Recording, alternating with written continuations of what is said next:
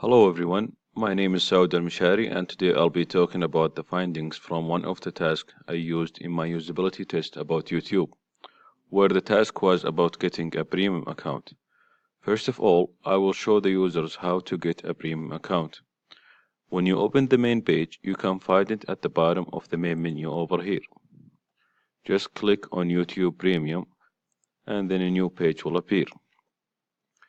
There are 3 different plans and all of them will give the user the first month for free. The original plan is going to be $11.99 per month. Also, there are 2 more plans for families and students, which will save them money. The family plan is going to be $17.99 per month and it can take up to 6 family members in the same household. The student's plan is going to be $6.99 per month and it requires an annual verification. After choosing your plan, all you need to do is fill out your debit or credit card information and your account information, and you will be able to use the premium account features. I personally recommend getting a premium account, especially if you are a student, because of the reduced price, where premium account gives the user very nice features for a good price.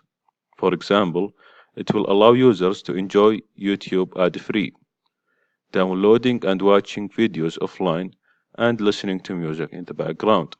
Also, explore a complete world of music without interruption. Moreover, it will give the users an access to YouTube Original, where the users can discover original series and movies from today's hottest talent. Thank you guys for listening, and if you have any question, I'll be happy to answer.